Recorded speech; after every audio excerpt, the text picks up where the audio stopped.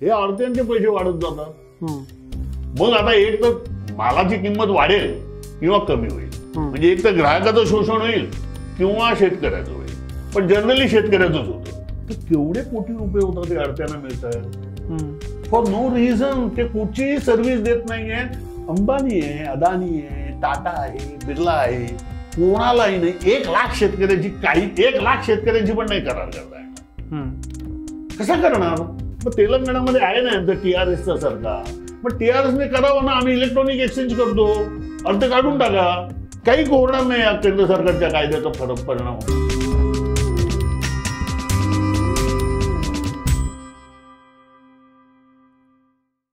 नमस्कार, मी विनायक पाचलक आणि थिंक बँकच्या बिहाइंड द सीनमध्ये तुम्हा सगळ्यांचं स्वागत.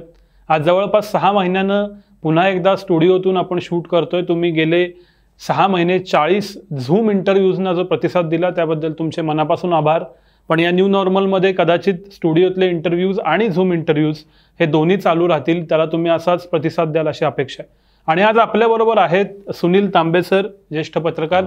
सर, तुमचं पुन्हा एकदा स्वागत. सरांचा व्हिडिओ कदाचित पहिल्या काही व्हिडिओजपैकी एक होता थिंक बँकच्या 1.5 वर्षापूर्वी. आणि आज आपण सरांशी बोलणार आहोत ते अर्थातच कृषी क्षेत्र आणि त्या संदर्भात घडणाऱ्या घडामोडी सध्या तुम्ही वर्तमानपत्रात TV वरती बघत असाल. सर ज्येष्ठ पत्रकार तर आहेतच, रॉयटर्स सारख्या संस्थेशी संबंधित होते आणि शेती आणि त्या संदर्भातल्या गोष्टी हा त्यांच्या अभ्यासाचा विषय आहे. माझ्यासारखा व्यक्ती असेल, मी पूर्णतः शहरी पार्श्वभूमीतून येतो, त्यामुळं माझ्यासारखे जे व्ह्युअर्स असतील त्यांना समजून घेण्यासाठी नक्की शेती काय आहे, आत्ताचे विषय काय आहेत, ही आजची मुलाखत आहे. सर, माझा पहिला प्रश्न असा आहे की आत्ता जी काही बिलं आली, शेतीविषयक रिफॉर्म्स होत आहेत, ते नक्की काय आहेत? आमच्यासारखा जो लेमॅन आहे की ज्याला यातलं काही फारसं समजत नाही, त्याला सोप्या भाषेत हे कसं समजावून सांग. हे रिफॉर्म्स असे आहेत, म्हणजे एक पहिली गोष्ट म्हणजे आपल्याकडे जी प्रदीर्घ काळ जी शेती होती, साधारणपणे 80-90च्या दशकापर्यंतची, याला मी सप्लाय ड्रिव्हन ॲग्रिकल्चर म्हणतो. म्हणजे पुरवठा प्रधान शेती. पुरवठा प्रधान शेती म्हणजे काय असतं? पुरवठा प्रधान शेतीमध्ये शेतकरी आपल्याकडे जे काही पिकतं त्याच्यातलं आपल्याला जेवढं गरजेचं असतं ठेवून उरलेलं विकायला आणतो. It is called supply driven agriculture, की आपण आपल्या पोटापुरतं ठेवतो आणि उरलेलं बाजारात विकायला आणतो. That's ideal. म्हणजे हे अशा प्रकारचं होतं आणि त्यामुळे त्या प्रकारच्या बाजाराच्या रचना तयार झालेल्या होत्या.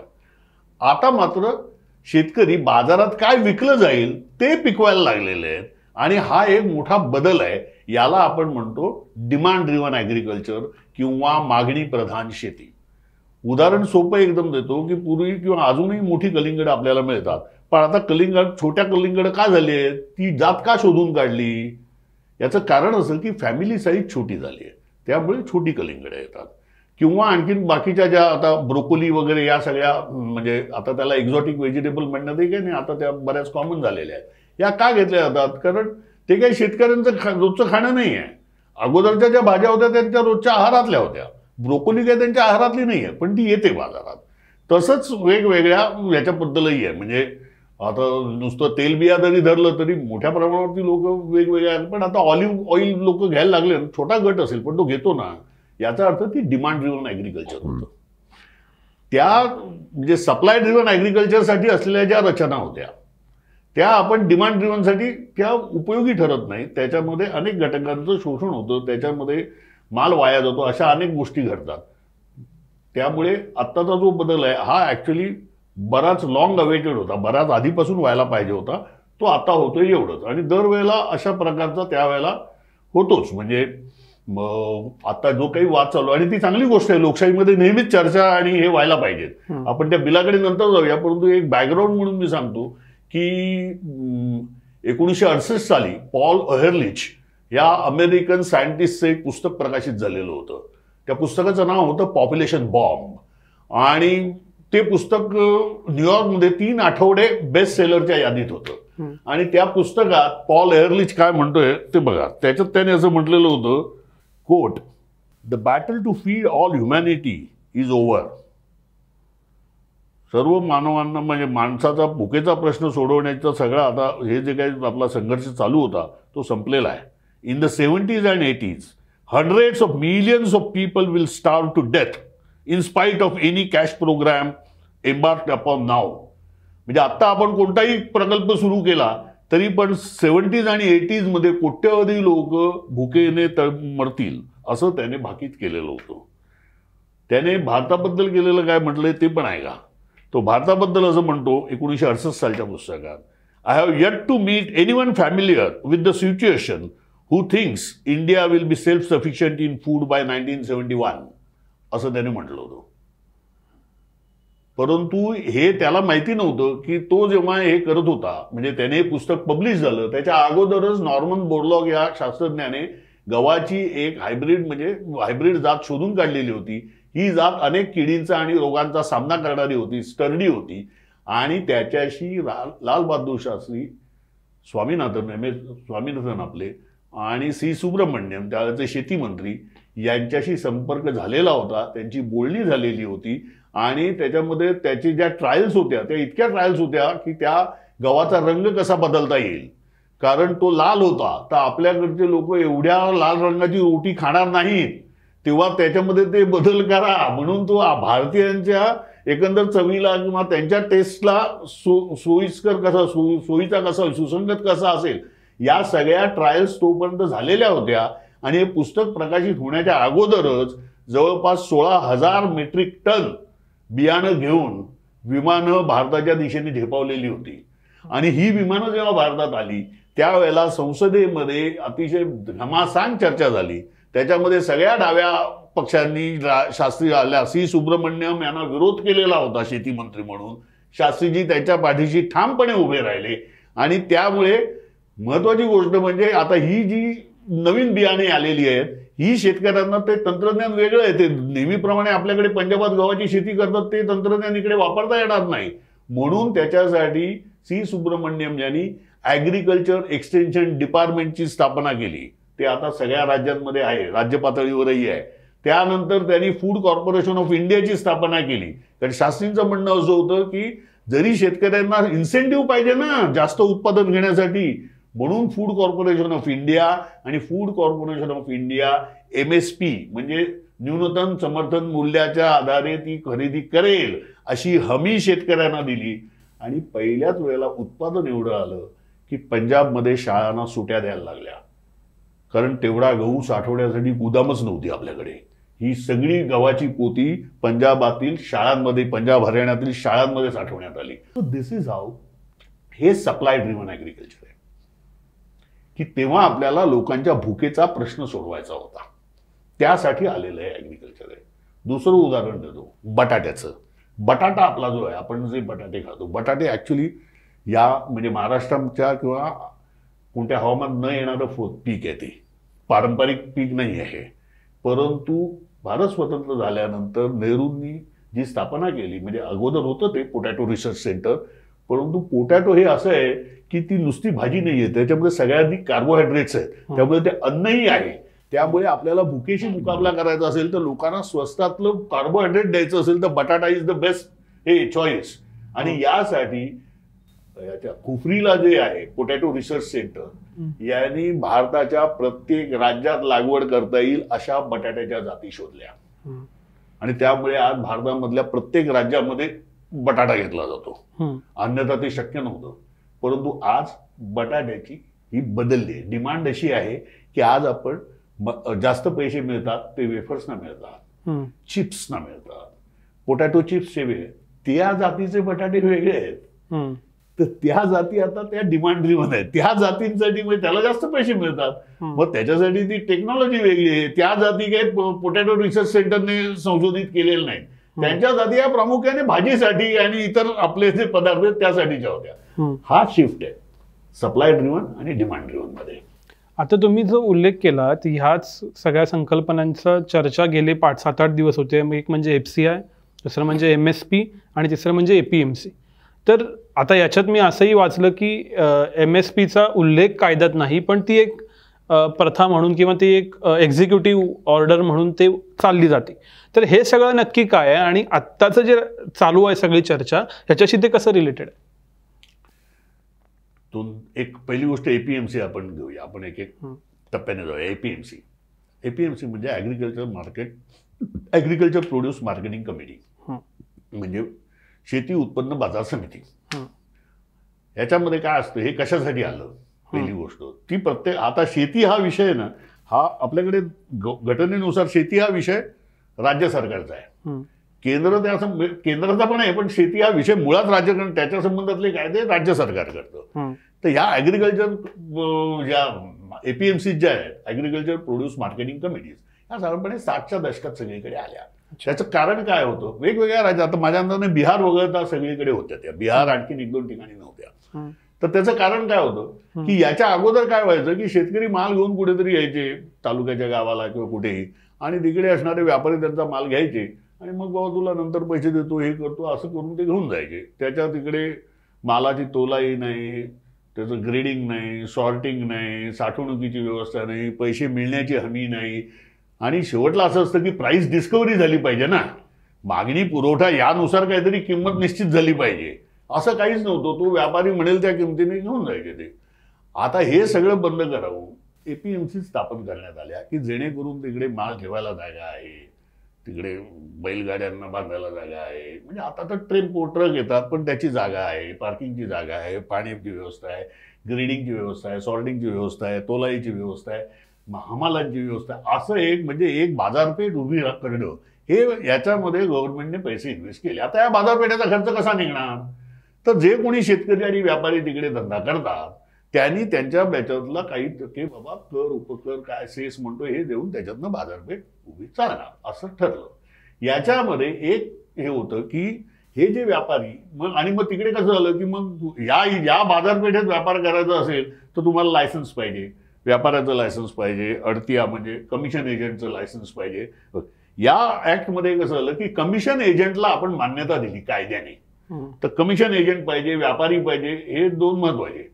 तर त्यांना आता काही काय असतं की काही कमिशन एजंटकडेच व्यापाराचं पण लायसन्स असतं, काही व्यापाऱ्यांकडे कमिशन एजंटचं पण लायसन्स असतं, दोन्ही त्यांच्याकडेच असतं. असं का होतं, तर त्याच्यामध्ये ते लिलाव अरेंज, पूर्वी काय होतं की लिलाव अरेंज करायचा तर तो कोणीतरी तरी जबाबदारी घ्यायला लागायची. मी 4 व्यापाऱ्यांना घेऊन येईन तर मी कमिशन एजंट म्हणून माझी ती जबाबदारी. मग माझी जबाबदारी काय आहे की मी तो लिलाव म्हटल्यानंतर प्राइस डिस्कव्हरी आहे. लिलाव आपण काय म्हणतो त्याला म्हणायचं प्राइस डिस्कव्हरी, की इथे सोयाबीन आहे तर त्या सोयाबीनची किंमत कशी ठरते, तर बाबा किती मागणी आहे याप्रमाणे ठरते, असं होतं. त्याप्रमाणे बाबा भाजीपाला असेल तर त्याची मागणी किती आहे, तर ते व्यापाऱ्याला माहिती असतं आपण रोज किती विकतोय, त्याप्रमाणे तो माल खरेदी करणार. तर त्याला काय मला जास्त हवी आहे तर मग ही मागणी जास्त असेल आणि एवढाच माल असेल तर अर्थातच किंमत वरती जाईल, मागणी कमी असेल माल जास्त असेल तर किंमत खाली जाईल. हे लिलावातनं निश्चित व्हायचं. दिस इज हाऊ, म्हणजे ऑप्शन का ओपन ऑप्शन हा त्याच्यासाठी होता. पण त्यावेळेला कसं होतं, पुन्हा ते समजतो सप्लाय ड्रिव्हन ऍग्रिकल्चर होतं. म्हणजे आता पुण्याचं असेल तर पुण्याची जी गुलटेकडी होती, पुण्याची एपीएमसी, तिकडे जो माल यायचा सगळा हा पुणे जिल्ह्याच्या परिसरातूनच यायचा, आणि तिकडे पुणे शहरातले मंडईतले लोक व्यापारी जाऊन तिकडे, दुकानदार जाऊन तिकडे खरेदी करायचे आणि तिकडनं माल तो आणायचा आणि पुण्यामध्ये तो विकला जायचा. हे एवढंसं छोटं होतं, पुणे शहरही छोटं होतं, सगळ्यात छोटं होतं, तर स्केलच छोटं होतं. It was a supply driven economy. ती पुरवठा प्रधान शेती होती. परंतु आता पुणे आपण केवढं मोठं झालं बघतोय, तर त्या तिकडनं सगळीकडनं माल जाण्याची काही गरजच नाही आता एकतर. आणि आता पुण्यामध्ये येणारा माल म्हणजे पुणे शहरामध्ये जेवढे लोक आहेत त्यांना पुरेसं उत्पादन आता म्हणजे भाजीपाल्याचं नुसतं हे आता पुण्याच्या आसपासचे लोक करूच शकत नाही. तर पुण्यामध्ये आता म्हणजे छत्तीसगड असेल, मध्य प्रदेश असेल, हिमाचल प्रदेश असेल, कुठूनही माल येतो. पूर्वी तसं होत नव्हतं. एपीएमसी सिस्टम तेवढ्यासाठी होती. पण आता समजा असेल तर याच्यामध्ये आता याच्यामध्ये काय असं होतं, मग आता एपीएमसी मुळे काय झालं की मध्य प्रदेशामध्ये माल आला. एपीएमसी मध्ये मध्य प्रदेशच्या समजा लसणीचे 2 ट्रक आले तर ते सोलनच्या मंडीत आले, तर सोलनच्या मंडीला त्यांना हे द्यायला लागतं मार्केट फी वगैरे वगैरे, तोलाई वगैरे सगळं द्यायला लागतं. तिकडनं तो ट्रक तो काय सोलनच्या मंडीमध्ये कोणीच खरेदी करणार नाही आणि संपणार नाही पैसे, ते तो पुण्याला येतो. पुण्यात आल्यानंतर पुण्यामध्ये त्याच्यावरती पुन्हा मार्केट सेस येतो, त्याला अंमल तोलाई सगळा पैसा बघा. म्हणजे एकच माल आहे त्याच्यावरती आपण 2 वेळा खर्च झाला. हम्म. अर्थातच मालाची किंमत वाढते बरोबर. किंवा वेस्टेज वाढतं. हा एपीएमसीतला अडथळा आहे. कारण आता एकंदर उत्पादनामध्ये प्रचंड वाढ झाली. त्यावेळेला उत्पादनात नव्हती वाढ झालेली. It was a supply driven agriculture. त्यामुळे एपीएमसी हे स्ट्रक्चर चांगलं होतं. पण आता समजा पुण्याच्या बाजारपेठेत हिमाचल प्रदेशातनं ट्रक येत असेल आणि याच्या छिंदवाडामधनं येत असेल, आणखीन नागपूरमधनं येत असेल, तर सगळीकडे प्रत्येक एपीएमसीला ते पैसे पडत जातात फॉर नो रिझन. काय गरज आहे त्याची? तिकडे अडती आहे, इकडे अडती आहे, हे अडत्यांचे पैसे वाढत जातात. मग आता एक तर मालाची किंमत वाढेल किंवा कमी होईल. म्हणजे एक तर ग्राहकाचं शोषण होईल किंवा शेतकऱ्याचं होईल. पण जनरली शेतकऱ्याचंच होतं. अशी ती परिस्थिती आहे. त्यामुळे ते मिसमॅच आहे. त्यामुळे याच्यामध्ये बदल करायला हवे होते. आणि हे बदल करायला खरं तर हा सगळं 2000 सालापासून हे चालू आहे. वाजपेयींचं गव्हर्नमेंट असल्यापासून हे सगळं चालू आहे. त्याच्या अगोदरच हा काढलेला होता. काय वाजपेयींच्या गव्हर्नमेंटच्या अगोदरच मॉडेल एपीएमसी ऍक्ट आणलेला होता की तुम्ही इकडचे हे जे मध्यस्थ आहे त्यांची संख्या कमी करा, एपीएमसी ही अधिक खुली करा, जेणेकरून बाहेरचा माल सहजपणे येऊ शकेल, त्याच्यावरती हे असे काही टॅक्सेस बसणार नाहीत वगैरे वगैरे. त्याच्यासाठी मॉडेल एपी हा स्टेटचा कायदा आहे, त्याच्यामध्ये केंद्र नाही काही करू शकत. तर त्याच्यासाठी हे सगळं मग त्याच्यामध्येच आलं डायरेक्ट मार्केटिंग. म्हणजे बिग बाजार असेल तर बिग बाजार गावात जाऊन थेट माल खरेदी करू शकते. याला म्हणतात डायरेक्ट मार्केटिंग. म्हणजे डायरेक्ट परचेस फ्रॉम फार्मर्स, याला परवानगी देण्यात आली. त्यानंतर कॉन्ट्रॅक्ट फार्मिंग, त्यानंतर आणखीन एक दुसरा कॉन्ट्रॅक्ट फार्मिंग, डायरेक्ट परचेस आणि प्रायव्हेट मार्केट, याला मान्यता. पण नो म्हणजे पण कोणतीच प्रायव्हेट पार्टी येत नाही आहे याच्यात इन्व्हेस्ट करायला. हा प्रश्न आहे. तुमच्या बोलण्याचा एक मुख्य सूर असा होता जो सगळेच मान्य करतायत की दलालांना हटवा. तर ही जी बिल्स आली आहेत, जी आता ऍक्टमध्ये कन्वर्ट झाली, त्याचा नक्की काय परिणाम आहे? आणि दलाल किंवा मध्यस्थ ही संस्था खरंच इतकी मोठी आहे का की ज्याचा परिणाम सगळ्या इकॉनॉमीवर होतोय? 2 मुद्दे आहेत त्याच्यामध्ये. एक, दलालांना हटवण्याचं जे बिल आहे हे केंद्र सरकार आणू शकत नाही. अच्छा. कारण एपीएमसी ही राज्य सरकारच्या क्षेत्रात येते. त्यामुळे तो निर्णय ते राज्य सरकारांनी घ्यावेत. ते केंद्र सरकार घेऊ शकत नाही. हे दलाल काय आहे, कमिशन एजंट काय आहे? यावर्षी म्हणजे एप्रिल महिन्यापर्यंत गव्हाची आपण हे करतो, खरेदी करतो. एप्रिल नंतर मे मध्ये नसतं. मे मध्ये तिकडे लगेच बाकीचं सुरू होतं. एकट्या पंजाबामधून या वर्षीच्या एप्रिल महिन्यात 160 लाख टन गव्हाची खरेदी करण्यात आली. गव्हाचा हमी भाव काय आहे? 1925 रुपये पर क्विंटल. म्हणजे टनाला झाला 19,250 राईट. 19,000 तर टनाला. आता 170 लाख टन इंटू 19,250 करा. काय आकडा आहे तो लिहा. मला तो वाचताही येत नाही. परंतु याच्या 2% रक्कम ही किती होते? तर 6,545 वर 60 इतकी होते. म्हणजे अक्षरात बोलायचं झालं तर 654 कोटी रुपये होते. आणि हे 654 कोटी रुपये पंजाबातल्या कमिशन एजंटना मिळाले. याच्यामध्ये पंजाबातल्या कमिशन एजंटनी काम काय केलंय? त्यांनी एफसीआयचं आणलंय? नाही. तो केंद्र सरकारचा निर्णय. म्हणजे त्यांनी व्यापारी आणलेले नाही. त्यांनी लिलाव अरेंज केलाय? नाही. कारण लिलाव नाही, जे एमएसपीने म्हणजे न्यूनतम समर्थन मूल्य याच्या आधारे ही झालेली आहे. किमान आधारभूत किमतीच्या आधारे खरेदी करण्यात आलेली आहे. त्यामुळे अर्ध्याने लिलाव केलेला नाही, अरेंज केलेला नाहीये, त्याने व्यापाऱ्यांना आणलेलं नाहीये, त्याने प्राइस डिस्कव्हरी केलेली नाहीये. शेतकऱ्यांना पैसे देण्याची जबाबदारी अडत्याची नाहीये, कारण एफसीआयच त्यांना पैसे देते. अशा परिस्थितीत अडत्याला काय द्यायचे एवढे पैसे? आणि तो आकडा किती आहे बघा. एका वर्षीचा आकडा आहे हा. एका वर्षीचा म्हणजे या वर्षीचा एप्रिल महिन्यातला नुसत्या पंजाबातला. आता ह्याच्यातला हरियाणा आणि पश्चिम युपी आणखी इकडचे जोडले तर केवढे कोटी रुपये होतात ते अडत्यांना मिळत आहे फॉर नो रिझन. ते कुठचीही सर्व्हिस देत नाहीये. हा एवढा पैसा त्यांना जातो. याच्यासाठी पंजाबच्या एपीएमसीने का नाही आपल्या ऍक्टमध्ये दुरुस्ती केली? त्याचं कारण हेच आहे. हम्म. हा एवढा पैसा असेल हम्म. तर एक काय 2 सरकार राजीनामे देतील तिकडची. हम्म. म्हणजे हा मला काय कोणत्या पक्षाचा मुद्दा नाहीये. हा अडत्यांचा क्लास किती पॉवरफुल असेल लक्षात घ्या. हम्म. आणि हीच परिस्थिती सगळीकडे आहे. सो हेच कदाचित एक कारण असू शकतं की आत्ताचा जो मोठा असंतोष आहे तो पंजाब हरियाणात आहे. हो, पंजाब हरियाणात आणि इतर ठिकाणी. म्हणजे मला हे कळतं की हे जे काही इन्फ्रास्ट्रक्चर एपीएमसीचं आहे हे राज्य सरकारचं आहे, हे सार्वजनिक पैशातनं आलेलं आहे, ते डिसमेंटल होऊ नये हिची माझी इच्छा आहे. पण म्हणून शेतकऱ्यांचा बळी द्यावा आणि हा असा अडत्यांचा एक जो कोणतेही व्हॅल्यू ऍडिशन न करणारा क्लास त्याच्यातनं जोपासावा आपण.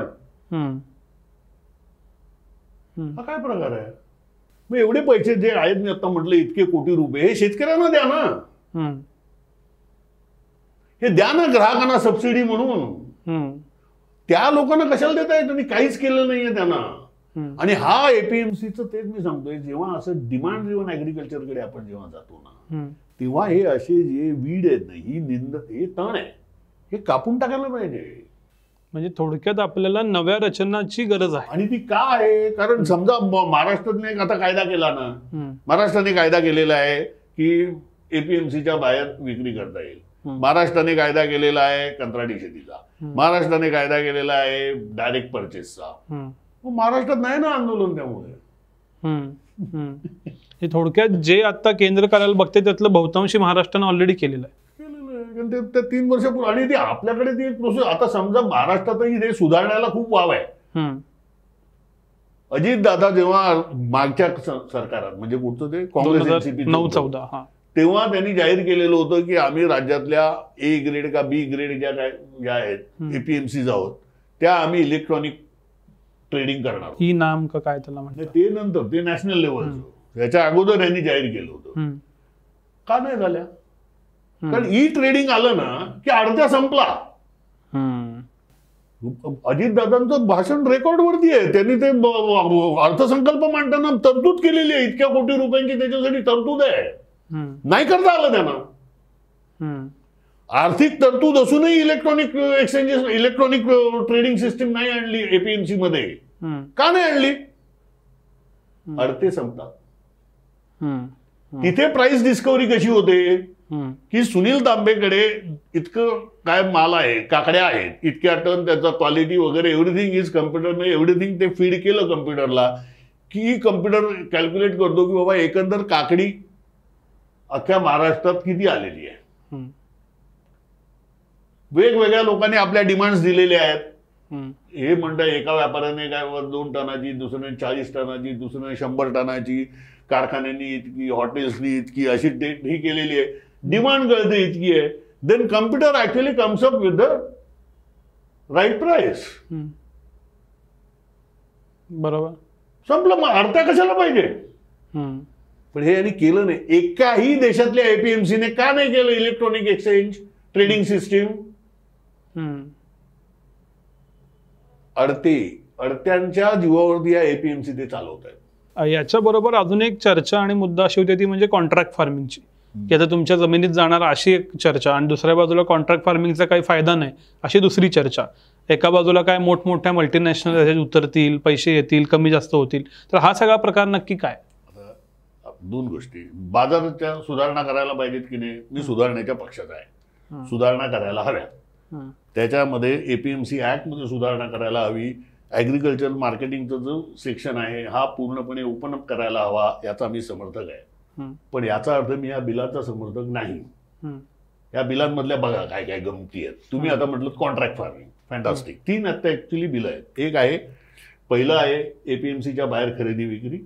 दुसरं आहे इसेन्शियल कमोडिटीज ऍक्ट मधनं शेतमाल बाहेर काढणं. तिसरं आहे contract farming. So let start from contract farming. Contract farming मध्ये काय असतं. मी समजा एक कंपनी आहे काय हे आहे, तो कॉन्ट्रॅक्ट फार्मिंग मध्ये 2-3 गोष्टी असल्या पाहिजेत. मी कोणता माल विकत घेणार, तो कोणत्या क्वालिटीचा असेल, ज्या शेतकऱ्याकडनं मी तो विकत घेणार तो साधारणपणे किती एकरावरती तो लावणार आहे याच्यावरनं मला तो उत्पादन किती घेणार आहे कळतं.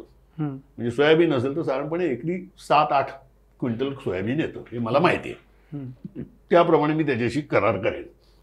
म्हणजे एकर पाहिजे त्याच्या लागवडी एक तर तो शेतमाल कोणता, त्यानंतर लागवडी खालची जमीन, त्यानंतर त्याची डिलिव्हरी डेट आणि प्राइस, या 4 गोष्टी कॉन्ट्रॅक्टमध्ये असायला पाहिजे. हा एक मुद्दा आहे. बरोबर. या 4ही गोष्टी त्या कॉन्ट्रॅक्ट फार्मिंगच्या कायद्यात नाही आहेत. बरं, किंमत कशी ठरवणार आहेत? म्हणजे असं नाही आहे हे कॉन्ट्रॅक्ट फार्मिंग की मी तुम्हाला सोयाबीनला एवढा दर देईन, याच्यावरती ते नाही आहे. तर किंमत कोणती? तर एपीएमसी मध्ये जी किंमत असेल ती दिली जाईल. असं असेल तर शेतकऱ्याला काय फायदा त्या कॉन्ट्रॅक्ट फार्मिंगचा? त्यामुळे मी या कायद्याचा समर्थक नाही. दुसरी अडचण अशी, आपण शेती खंडाने देतो, बटाईने देतो. These are also contracts. ती लिहिलेली नसतात, पण ती कॉन्ट्रॅक्टच असतात. ती याच्यामध्ये येतच नाहीत. त्यामुळे मी मार्केट रिफॉर्म्सच्या बाजूच आहे.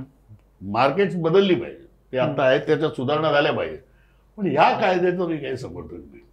याचं कारण काही अपुरी पडतायत का घोळ? आणखी एक दुसरं की फार्मर प्रोड्युसर कंपन्या आता स्थापन झालेल्या आहेत. फार्मर प्रोड्युसर कंपन्यांची बाय डेफिनेशन काय आहे? फार्मर प्रोड्युसर कंपन्या म्हणजे शेतकरी असं त्या कायद्यांमध्ये आहे. याचा अर्थ असा झाला की फार्मर प्रोड्युसर कंपन्या कॉन्ट्रॅक्ट फार्मिंग करू शकत नाही. आता साधं घ्या, म्हणजे आता हे जे काय कॉर्पोरेटचं जे आहे ना, आपण उगाच ते भय दाखवतो असं मला वाटतं. याचं कारण साधं आहे. महाराष्ट्रामध्ये 1 कोटी खातेदार आहेत शेतकरी. प्रत्यक्ष शेती करणारे तुम्ही धरून झाला 30% वगळा याच्यातले 60-70 लाख शेतकरी आहेत असं आपण धरूया. कुटुंब आहेत तेवढे. नाही, खातेदार शेतकरी 1 कोटी. बरोबर. त्याच्यात मी 30% वजा करतोय. बरोबर. म्हणजे 70 लाख आहे. अंबानी आहे, अदानी आहे, टाटा आहे, बिर्ला आहे, कोणालाही नाही 1 लाख शेतकऱ्यांची 1 लाख शेतकऱ्यांची पण नाही करार करता येणार. कसा करणार? आणि तो इम्प्लिमेंट कसा करणार? एक मोठी यंत्रणाच उभारायला लागेल त्याच्यासाठी. कारण अंबानी असेल, अदानी असेल, टाटा असेल, बिर्ला असेल, तो कोणत्या धंद्यात आहे? तो शेतीच्या धंद्यात नाही आहे. शेतमालापासूनच्या प्रक्रिया उद्योगामध्ये आहे. त्यांचं डोमेन ते आहे की बटाटे आले तर बटाटे मी घेतले तर बटाट्याचं मी असं काहीतरी करेन. आता टाटा रॅलीज खरेदी करतोय, काय तूर डाळ आहे, स्टार बाजारमध्ये असते, बेस्ट तूर डाळ, मी तुम्हाला खरं सांगतो. आता ती तूर डाळ, तर त्यांना तूर डाळ विकण्यात रस आहे. त्याचं पोस्ट हार्वेस्ट प्रोसेसिंग जे आहे ते टाटा रॅलीज मध्ये होतं. म्हणजे अक्षरशः प्रत्येक डाळीचा दाणा स्कॅन होतो आणि चांगले दाणे असतात तेच स्टार बाजारमध्ये विकायला येतात. बाकीचे ते तिथल्या तिथेच विकून टाकतात. ते त्यांची साठवणही करत नाही, त्याच्यावरती प्रोसेसही करत नाही. तुरीचं असेल तर त्याचा रस कशात आहे? प्रोसेस प्रॉडक्ट आम्हाला विकण्यात रस आहे. त्यांचा रस तूर डाळ वाढवण्यात नाही. 1 लाख शेतकरी 10 लाख शेतकरी नाही करू शकत. They will hire some agency obviously. थोडक्यात कुठली ना कुठली एजन्सी उभी राहणारच. आता तिकडे समजा फार्मर प्रोड्युसर कंपन्या असत्या तर त्या हे काम चांगलं करू शकल्या असत्या. कारण त्या शेतकऱ्यांच्या कंपन्या आहेत. त्या शेतकऱ्यांना टेक्नॉलॉजी, त्यांनी शेतकऱ्यांची कॉन्ट्रॅक्ट करायचो आणि टाटा रॅलीजला ते विकायचो. That would have been good idea. पैसे म्हणजे जो काही हे आहे, कारण त्यांनी मग क्वालिटी बिलिटी या सगळ्याची काळजी घेतली असती. They are themselves farmers. पण फार्मर प्रोड्युसर कंपनीची डेफिनेशन शेतकरी अशी आहे, त्यामुळे ती कॉन्ट्रॅक्ट फार्मिंग करू शकत नाही. बरं, फार्मर प्रोड्युसर कंपन्या आता कशामध्ये एंगेज आहेत सगळ्यात जास्त? तर मालाच्या ऍग्रिगेशन मध्ये एंगेज आहेत. आता या कायद्यामुळे असं झालंय की कॉन्ट्रॅक्ट आता इन अ वे इव्हन आपण cooperative sugar mills, it's a way it's contract farming. एका प्री डिसाइडेड किंवा गव्हर्नमेंट डिसाइडेड याला प्राइसला आम्ही तुमच्याकरता शुगर केन घेऊ, तुम्ही शुगर केन लावायचा आहे, कापायला माणसंच पाठवतात वगैरे वगैरे, सगळं कारखानाच करतो. पण ते कसं आहे, ते शेतकऱ्यांचं आहे. त्याच्यामध्ये काय होतं, दे सिम्पल सूत्र काय, you aggregate your produce and move up the value chain, असं आहे. तेच कॉन्ट्रॅक्ट फार्मिंगमध्ये अपेक्षित आहे आणि ते या शेतकरी कंपन्या अधिक चांगल्या प्रकारे करू शकतात. दुधाच्या बाबतीत आपण तेच केलं. Amul, what is Amul? आज अमूलकडे किंवा काय गोकुळ आहे, आणखीन आपल्याकडे दूध संघ घ्या, अमेरिकेत कोणी 8-10 गाई सांभाळत नाही. ही एकदम हजारो गायींचा खिल्लार असतो. आपल्याकडचा छोटा शेतकरी आहे. तर आपण हे मॉडेल विकसित केलं की तुमच्याकडे किती 8-8, 10 सगळ्याचं आपण कलेक्शनचं एक सेंटर करू आणि त्याचं असं केलं. हे छोट्या शेतकऱ्यांनी घडवलेलं आहे. ते कशातनं घडवलं? तर आता मी म्हटलं तसं you aggregate your produce and move up the value chain.